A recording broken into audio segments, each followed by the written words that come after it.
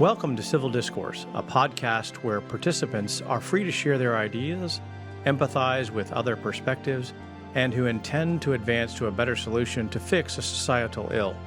We will focus on topics that are particularly complicated. In a time where information is from sources more opinionated than ever, our mission is to find solutions and goals to accelerate the nation's progress with cultural impunity. I'm your host, Todd Furniss.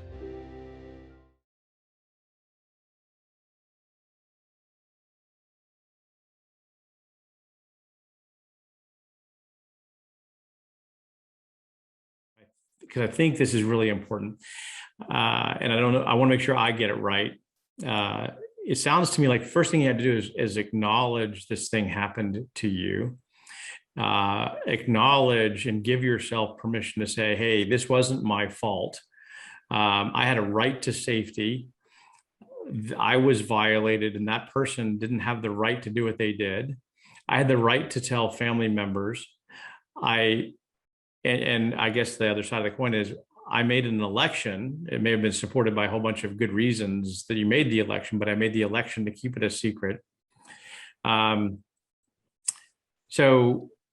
and then once you get that through that, then you can figure out how to undo some of the implications and the manifestations of that psychology that have manifested in your own psychology many years later.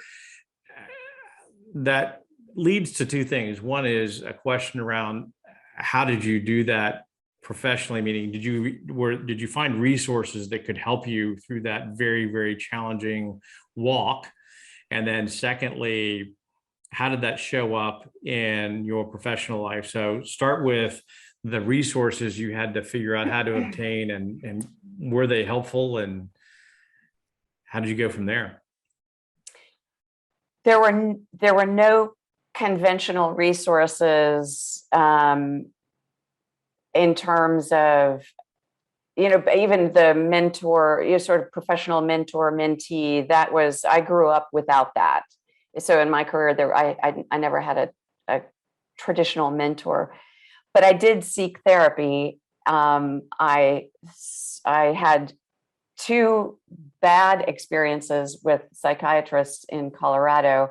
That one that it was under the auspices of marital therapy with a former husband, and neither was a good experience at all, because they were both friends of my husband's, or they were very supportive of his point of view. So it was not an equal playing field at all. Fortunately, I wasn't dissuaded from the idea of getting therapeutic treatment. And when I moved to Dallas, after a year or so, I was in a very, very bad relationship I couldn't seem to get out of. And I thought, okay, that's a perfect catalyst. So I went and I saw the therapist, and it was kind of funny. He was a referral from a friend. His name was Jim. And my first session walking into Jim, again, I'm very professional and I'm very composed. And I walked in and I said, okay, there are three things I want to deal with. I'm in this relationship I can't seem to get out of. I'm tired of the sexual abuse, being an issue. I finally want to be done with it. And I want to focus on my relationship with my dad. And he started laughing out loud. And I thought, well, you asshole, what? And he didn't do it he almost did it in a way that suggested, he was laughing at me and my composure and my, okay, let's just get this done kind of thing. And so he then said, I can help you get out of the relationship. The sexual abuse will never be over, but I can help you intervene. And tell me about your relationship with your mother.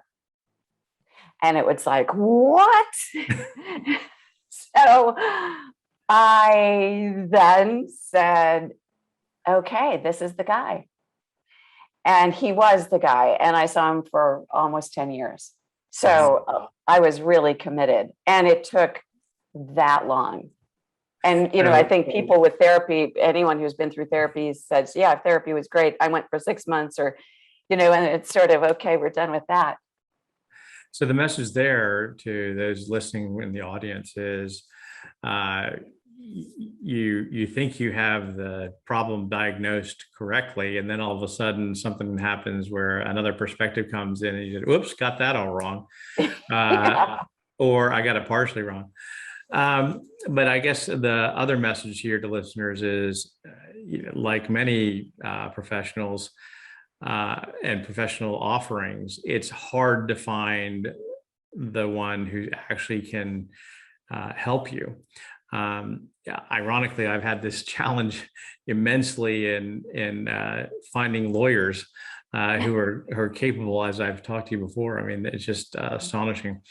But it exists in every profession. But I think the other message is you can't give up. You got to keep trying. And fortunately, you had the resources to do that, because you had you were obviously successful, but you had the financial wherewithal to go to it as well.